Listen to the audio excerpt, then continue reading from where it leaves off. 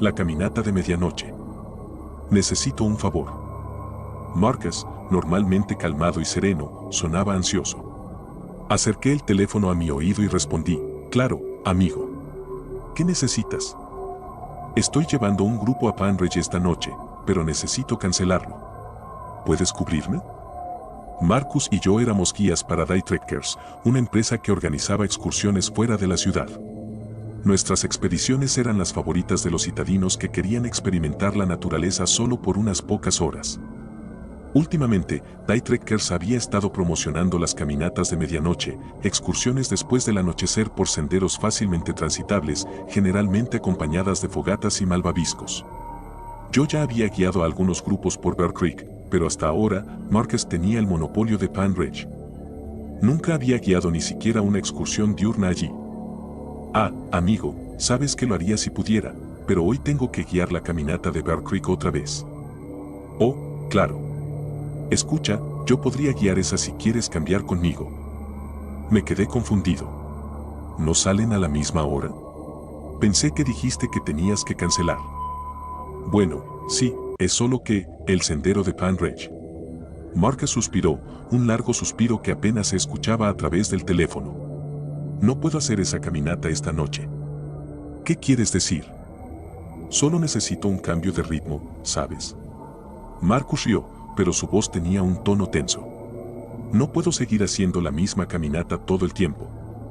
Supongo. Entonces, ¿puedes cubrirme?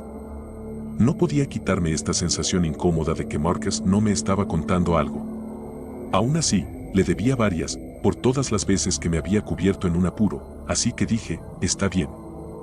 Gracias, Owen. Eres el mejor. Me detuve afuera del 7 al 11 justo cuando un trueno retumbó. El clima había empezado mal y solo había empeorado. 2 personas del grupo ya habían llamado para cancelar, lo que dejaba solo 7, 8, contándome a mí. Apagué el motor y alcancé a ver al grupo de 7 acurrucado bajo las puertas de vidrio corredizas. Perdón por el retraso, chicos, grité por encima del aguacero mientras abría las puertas de la camioneta. El grupo se apresuró a entrar, quitándose sus impermeables empapados y sacudiendo las gotas de agua de sus cabellos. Soy Owen, dije, sonriendo. Y ustedes deben ser las únicas almas valientes de la ciudad dispuestas a hacer una caminata con este clima. Hice un gesto hacia la lluvia torrencial y el grupo se rió al unísono. Ansioso por ponerme en marcha, los apresuré con las presentaciones y repartí los formularios de exención de responsabilidad. Mientras escuchaba el rasguño de los bolígrafos sobre el papel, recordé la llamada de Marcus. Después de que acepté hacerme cargo de la caminata en Pan Ridge, revisamos la ruta juntos. Marcus me aseguró que era una caminata fácil. De hecho, sus palabras exactas fueron, hasta mi hijo de 2 años podría hacerla. Aún así, lo interrogué sobre la zona mientras estudiaba mi mapa del sendero, con los ojos siguiendo las líneas rojas que se entrecruzaban. ¿Vas a comenzar en el aparcamiento de la ruta 87, ves dónde empieza el sendero azul? Síguelo hasta llegar a Pan Lake, es un trayecto directo. Marcus hizo una pausa antes de añadir, solo hay algo que debes tener en cuenta, ¿ves donde el sendero rojo cruza el azul a poco más de 1 milla de distancia? Seguí la línea con el dedo, deteniéndome donde los 2 caminos se encontraban. Sí, lo veo. Es fácil tomar el camino equivocado en estos bosques. Mantén un ojo en las señales y, hagas lo que hagas, no te pierdas el desvío hacia el sendero azul. La voz de Marcus bajó a un susurro. No vayas por el sendero rojo. Me estremecí ante la advertencia de Marcus, preguntándome por qué estaba tan nervioso respecto al sendero rojo. ¿Por qué no? ¿Qué quieres decir con, por qué no? Nunca volverías al auto si sigues el camino equivocado, idiota. Su voz volvió a su tono normal y alegre, así que dejé el tema.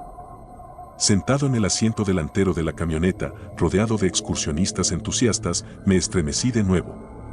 La lluvia golpeaba el parabrisas con un ritmo atronador y mi corazón comenzó a latir al mismo compás.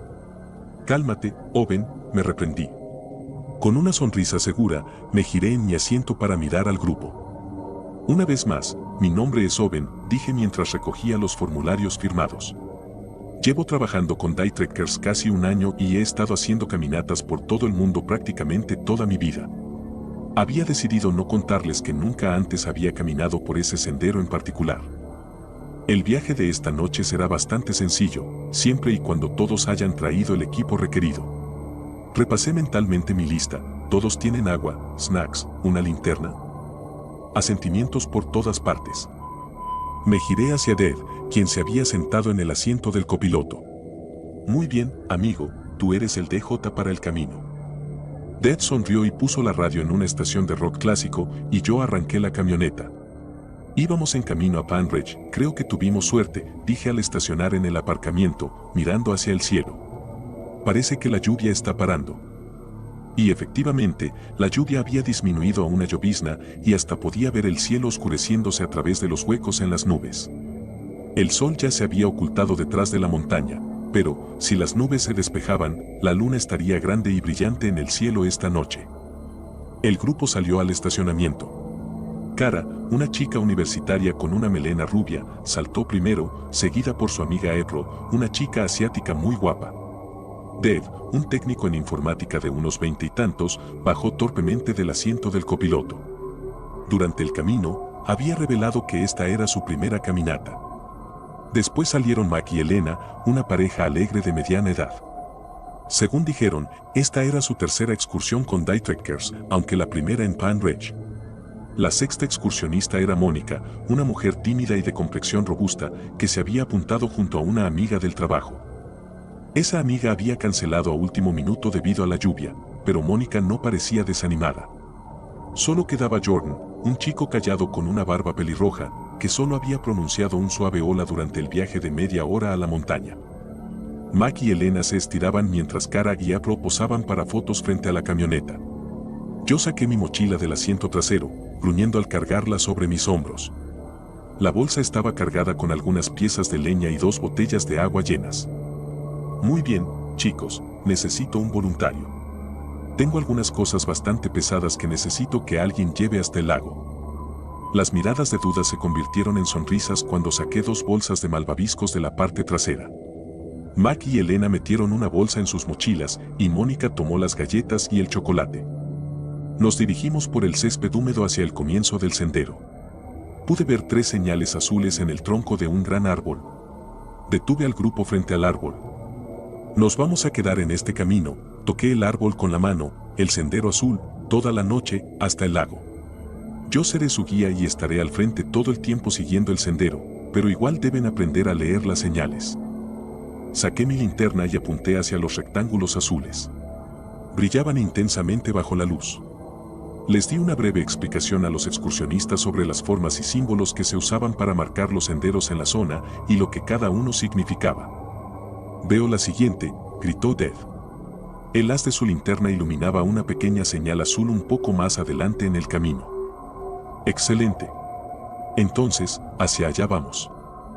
Los 8 nos adentramos en el bosque mientras la oscuridad se cernía rápidamente. Nuestras linternas salieron alrededor de los 10 minutos de caminata, una vez que el crepúsculo se había convertido decididamente en noche. Yo me había puesto mi linterna frontal y, de vez en cuando, miraba hacia atrás para asegurarme de que el grupo me siguiera. Y, efectivamente, cada vez que miraba, contaba 7 luces balanceándose en fila detrás de mí. Después de que todos cruzaron el puente, nos detuvimos para tomar un descanso y beber agua. A pesar del aire frío de la noche, me quité la chaqueta y el resto de los excursionistas hizo lo mismo. Nada como una buena caminata para hacer que la sangre fluya. ¿Alguien sabe por dónde seguimos?, pregunté. El camino estaba claro, pero quería ver quién había estado prestando atención a las señales. Los haces de luz se cruzaron en el aire nocturno mientras todos trataban de encontrar la señal primero. Ahí está, dijo Jordan, hablando en voz alta por primera vez en mucho tiempo. No, espera, ese no es del color correcto. Sorprendido, giré la cabeza para ver a dónde estaba apuntando su luz, pero ya había movido el haz más allá, hacia el interior del bosque. Alumbré con mi propia linterna el matorral, pero solo encontré oscuridad. Jordan, dije. ¿De qué color era la señal que viste? Me pareció que era roja, respondió. Creo. Un escalofrío lento recorrió mi espalda. El sendero rojo no debería estar tan cerca, al menos no todavía. Las palabras de Marcus volvieron a mí. No vayas por el sendero rojo. Oh, veo la azul, gritó Cara. señaló al brillante rectángulo azul que estaba a solo unos metros de la señal roja. Excelente, Kara, dije, tratando de sacudirme la inquietud que se había instalado en mi mente. Ya hemos recorrido un tercio del camino hacia el lago, chicos. Lo están haciendo muy bien, mantengamos un buen ritmo. Kara lo vio primero. Yo iba con la cabeza baja, cuidando mi paso entre las rocas resbaladizas, cuando ella dijo, eso significa girar a la derecha, ¿no? Allí, señaló al árbol que acababa de pasar. Dos señales adornaban la corteza, la roja conducía hacia la izquierda y la azul giraba bruscamente hacia la derecha. Casi había tomado el camino izquierdo, el del sendero rojo. Me congelé en seco. Estás en lo cierto, buen ojo, dije, distraído. Estaba mirando el oscuro camino por delante, con las manos apretadas en puños. Casi pasas de largo, se rió Kara. Nunca habríamos llegado al lago. Ajá. Mi aliento salía en nubes por el frío. Algo no encajaba, pero no lograba identificar qué era. La vaga advertencia de Marcus estaba afectándome, eso era todo. Probablemente ni siquiera quiso decir nada en serio. Sacudí la cabeza, intentando disipar el miedo que se abría paso en mi mente. Fue mientras giraba la cabeza de un lado a otro, haciendo que el haz de la linterna danzara por el bosque, cuando me di cuenta de lo que estaba mal. Ninguna luz se reflejaba en el sendero por delante. Mi fiel linterna frontal, capaz de iluminar el bosque más denso en la noche más oscura, ni siquiera penetraba la oscuridad frente a mí. Podía ver el camino unos pocos metros adelante y algunos arbustos y árboles alrededor, pero más allá, nada. Solo negrura. Un agujero en el mundo. ¿Qué hay al final del sendero rojo?, preguntó Kara, creo que por segunda vez. Ya había comenzado a bajar por el sendero azul, pero me miraba con curiosidad. Aparté la mirada y la alcancé. 7 luces danzantes me siguieron, alejándonos de esa inquietante negrura. No lo sé. ¡Wow! ¡Oh, wow! Kara miró hacia arriba con asombro. Simplemente, wow. Mónica expresó su asombro con palabras, no he visto un cielo así en años, miren todas esas estrellas. El cielo se había despejado completamente cuando salimos del bosque, y con la luna brillando en todo su esplendor, incluso yo tenía que admitir que era una vista increíble. Casi me asombro cuando llegamos a la cima y el lago apareció a la vista. El agua brillaba bajo la luz de la luna, y la cadena montañosa en la distancia estaba decorada con espectaculares tonos de negro. Nada supera esta vista, dijo Elena con apreciación. Ella y Mac estaban abrazados junto al agua tranquila, admirando el panorama. Saqué la leña de mi mochila y me puse a encender una fogata. Kara y April ofrecieron su ayuda, y con la ayuda de una botella de líquido para encendedores, tuvimos un fuego crepitante en minutos. El grupo estalló en alegría cuando sacamos las bolsas de malvaviscos, y pronto nuestras bocas estaban llenas de ese mores. Dad intentó guiar a todos en una canción de fogata poco entusiasta, pero nadie pasó del primer verso antes de caer en un silencio. Aunque era un buen silencio, un momento de calma lejos del caos de la ciudad. De hecho, me sorprendió un poco lo tranquilo que estaba el lado del lago. Durante mis excursiones por Bear Creek, siempre habíamos encontrado al menos un grupo de excursionistas o campistas. Aquí, parecíamos ser las únicas personas en la montaña. Miré mi reloj. Miren esto, chicos. Es medianoche en 3, 2, 1, exclamaron al unísono y luego estallaron en vítores. Los gritos y vítores resonaron a través del lago, rebotando en respuesta burlona antes de desvanecerse en el silencio. Paso y paso y paso y paso y mira hacia atrás. 3, 4, 5, 7 luces danzantes se encontraron con mi mirada, todos están aquí, y volví a mirar al frente. Paso y paso y paso. El camino de regreso estaba más tranquilo. Los estómagos de los excursionistas estaban llenos de ese mores y el frío se había asentado un poco más firme. Mantenía la cabeza baja, observando mis pies mientras cruzábamos terrenos rocosos, mis pasos marcando el ritmo con más precisión que mi reloj. Paso y paso y paso. Mira hacia atrás. Conté nuevamente los 7 haces de luz y reanudé mi marcha. Había algo tan tranquilizador en caminar de noche. El aire olía fresco y terroso por la lluvia reciente, y el bosque estaba silencioso, salvo por el crujido húmedo de las hojas bajo nuestros pies. Incluso la manera en que nuestras linternas frontales y linternas varían el suelo del bosque era reconfortante. Largas sombras se proyectaban a lo largo del camino mientras los 8 haces de luz se entremezclaban. Mi linterna frontal parpadeó. Gruñí para mí mismo, esperando haber metido baterías de repuesto en mi mochila. Lo había hecho, ¿verdad? De cualquier manera, la luz no se apagaría todavía. Tenía tiempo de sobra. El camino se estaba volviendo más rocoso. Parecía más cubierto de vegetación de lo que recordaba en el camino hacia aquí, como si el bosque estuviera tratando de reclamar el sendero. De hecho, se veía muy diferente de como lo recordaba. Levanté la vista, mirando a la izquierda y a la derecha en busca de una señal azul. A través de la densa maleza, avisté un rectángulo brillante. Rojo. Me detuve en seco, mirando fijamente la señal roja, esperando ver una azul en el mismo tronco del árbol, o al menos cerca. Lamentablemente, por mucho que mirara, la señal azul no aparecía. Los pasos se acercaban detrás de mí mientras el grupo se ponía al día. Vaya, dije. Creo que tomamos un giro equivocado. Silencio. Alguien, probablemente Kara, se detuvo a mi lado, sus pasos suaves sobre las hojas mojadas. Debe haber perdido el equilibrio, porque un segundo después sentí un ligero toque en mi espalda, una mano inestable aferrándose a mí en busca de apoyo. Tratando de mantenerme enfocado, miré directamente hacia adelante, buscando en el denso matorral. ¿Alguien ve una señal azul por ahí? De nuevo, me encontré con el silencio.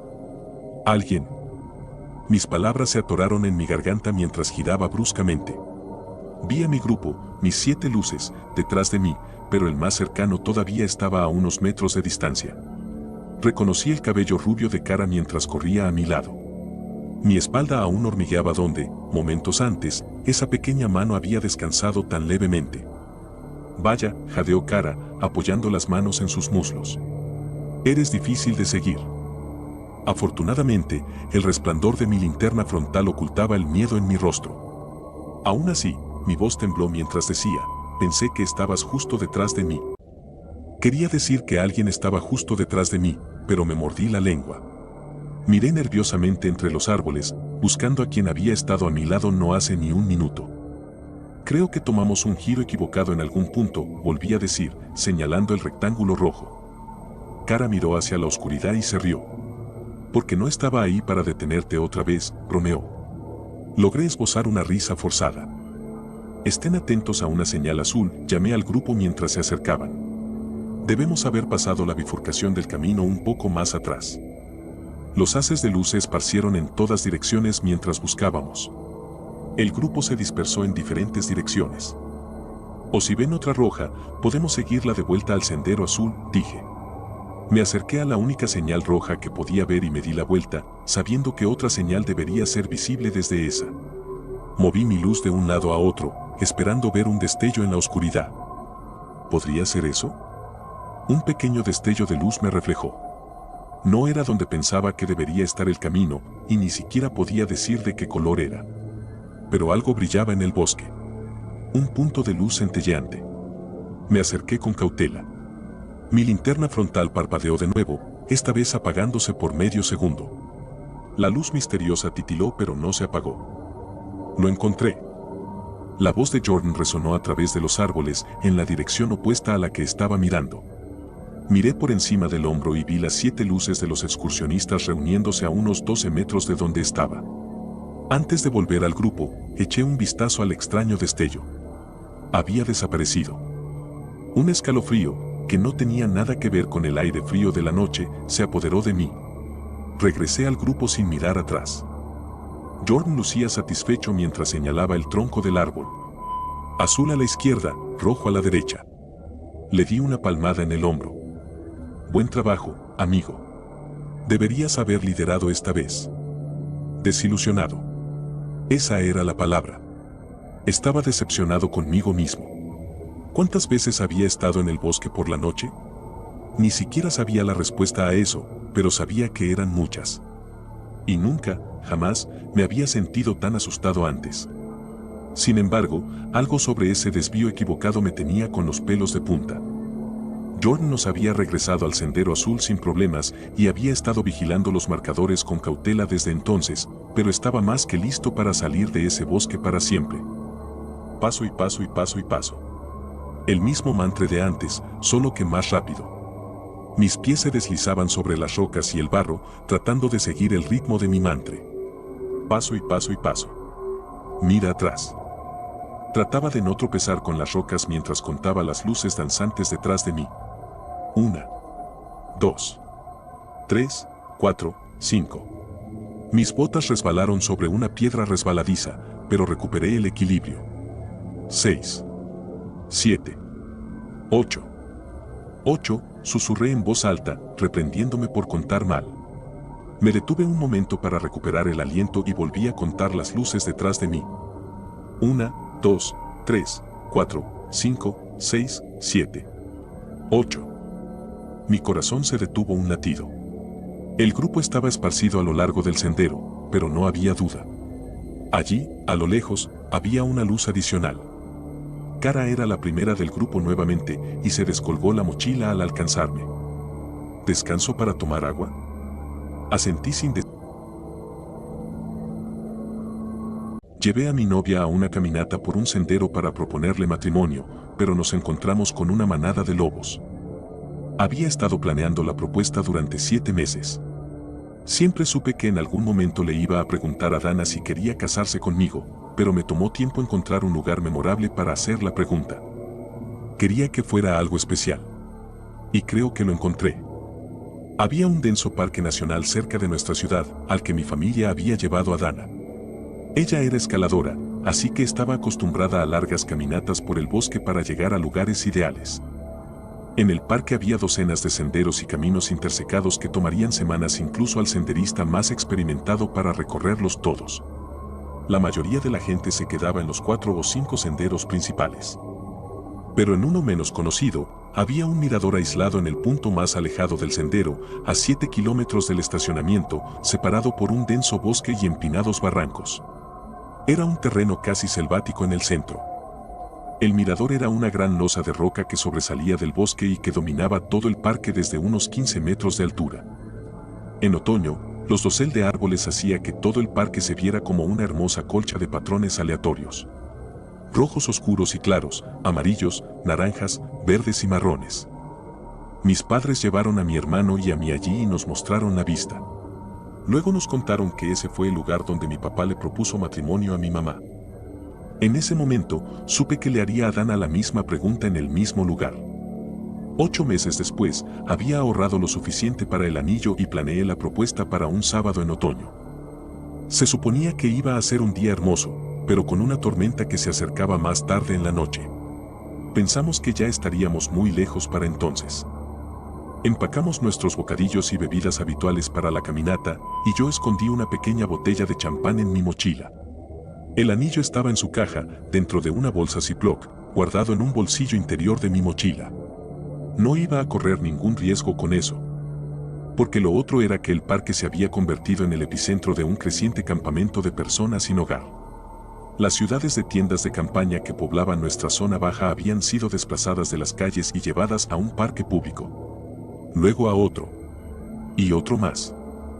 Era una situación imposible que continuaba manejándose de la manera incorrecta, fomentando un creciente resentimiento y estallidos de violencia.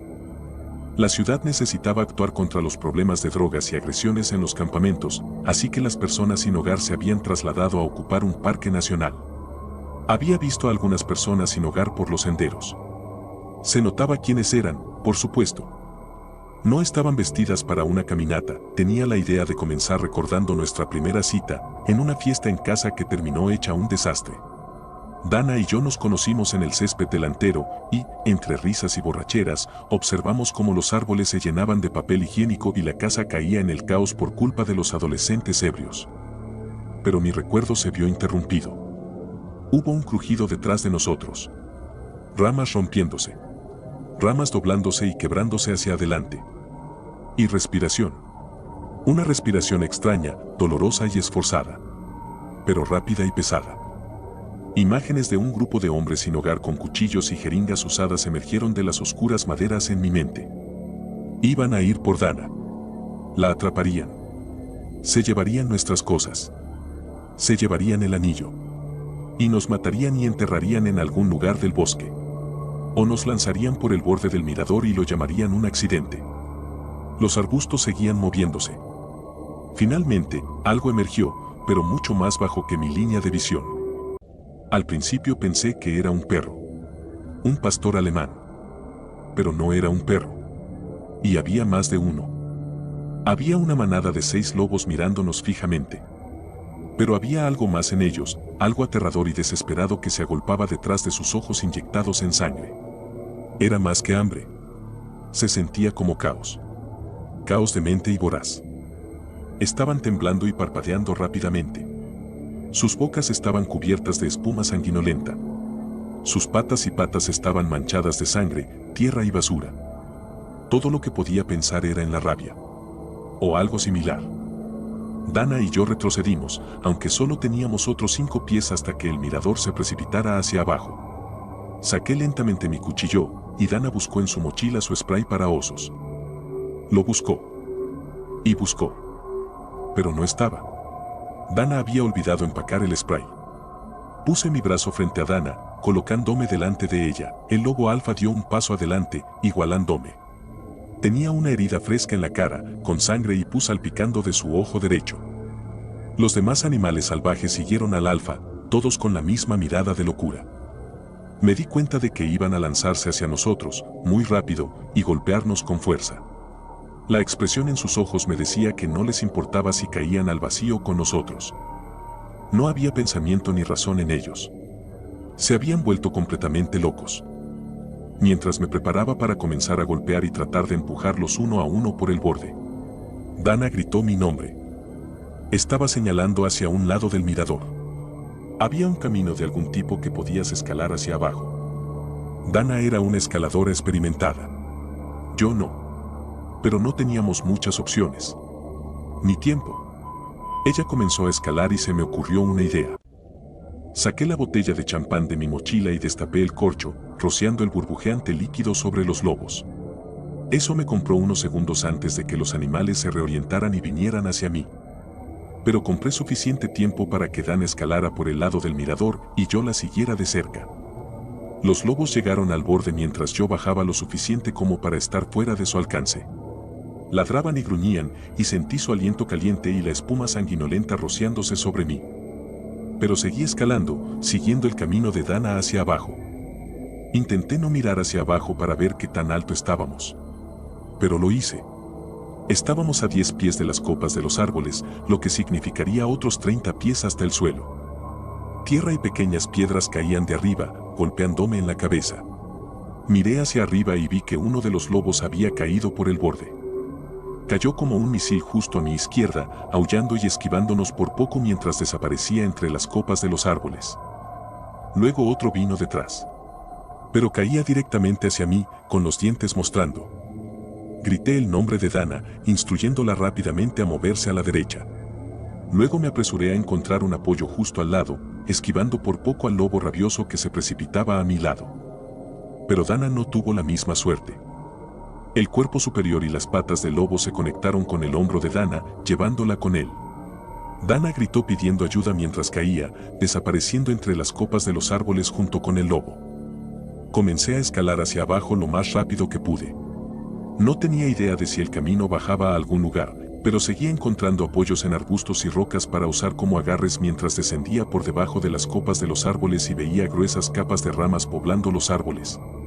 Estaba agradecido de que los árboles fueran densos. Esperaba que Dana se hubiera agarrado a uno durante la caída y que el lobo hubiera caído a su muerte. Entonces la escuché. Dana gritó desde el suelo del bosque. Estaba viva.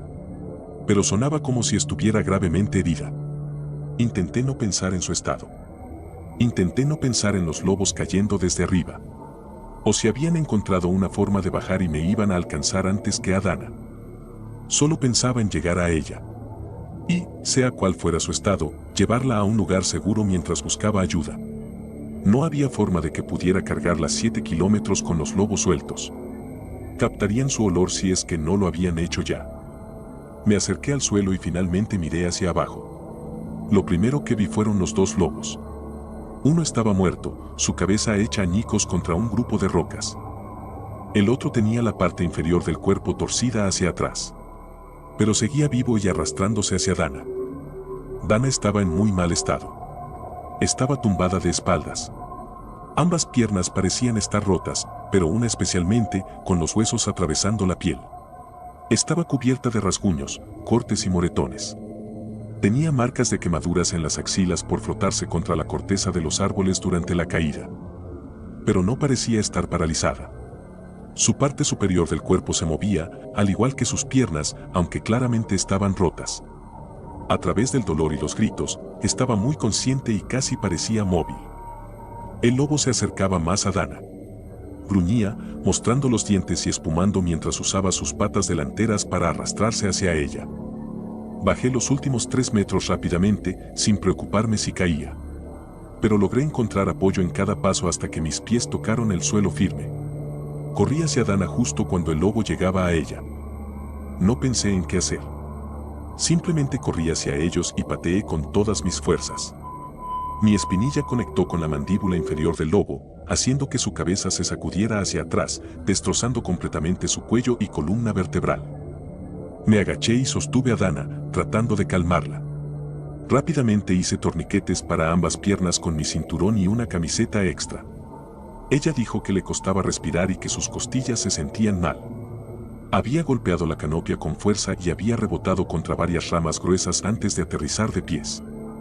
Pero estaba viva. Dana sabía que teníamos que movernos y que iba a doler. Tomó un grueso trozo de madera y lo usó para morder. La levanté. Ella se esforzó y mordió con fuerza. Pero comenzamos a movernos. Todavía tenía adrenalina corriendo por mis venas, pero ya habíamos caminado 7 kilómetros antes de la tensa bajada y mis piernas comenzaban a arder con el peso extra que llevaba. Sabía que podía llegar de vuelta, pero no había forma de que pudiera llevarnos a ambos. Entonces lo vi. Una estructura de tamaño mediano, de color marrón. Una cabaña. Un antiguo puesto de guardabosques. Llevé a Dana hacia la estructura, pero, por supuesto, estaba cerrada.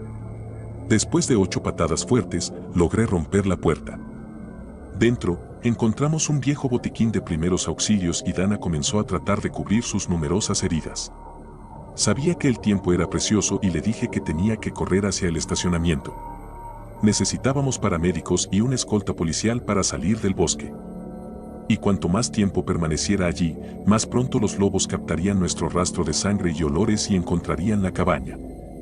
Hice que Dana se apoyara contra la puerta después de que salí, esperando que su peso fuera suficiente para barricadearla si los lobos llegaban. Luego corrí.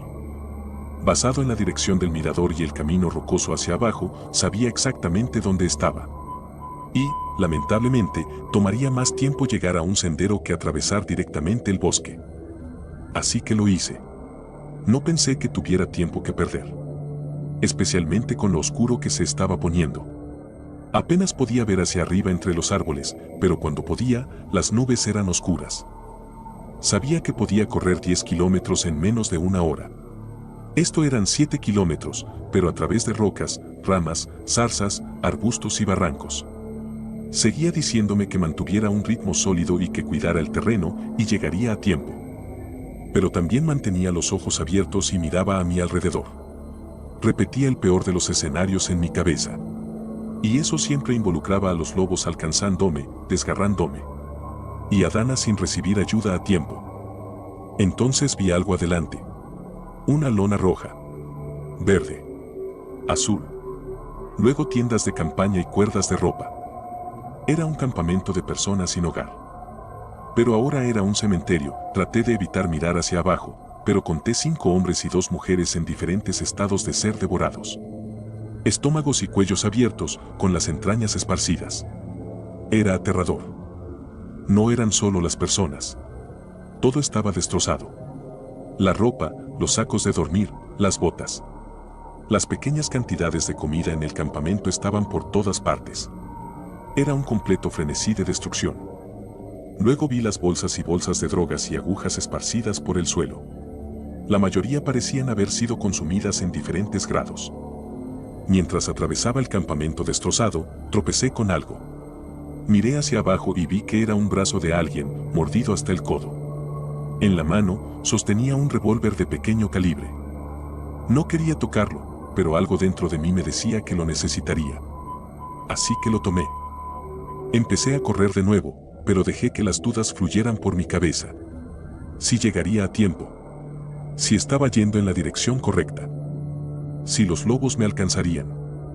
Me repetía que si podía llegar al estacionamiento, si podía llegar a tener señal de teléfono celular, si podía conseguir una ambulancia y a la policía, y si podíamos llegar a Dana antes de que se congelara o se desangrara. Mis pensamientos se entrelazaban en una mezcla febril. No podía realmente decir qué estaba haciendo. Mi cuerpo estaba en piloto automático, avanzando sin rumbo. Entonces escuché aullidos detrás de mí. Me volví brevemente para ver sombras que se movían rápidamente a través de la oscuridad del bosque. Eran los lobos. Habían encontrado mi rastro. La adrenalina volvió a activarse y mis piernas comenzaron a moverse más rápido. Apreté el revólver en mi mano, esperando a que los animales se acercaran. No quería desperdiciar balas disparando al aire. Escuché un conjunto de patas detrás de mí y me giré, disparando 3 balas hacia las formas que se acercaban rápidamente.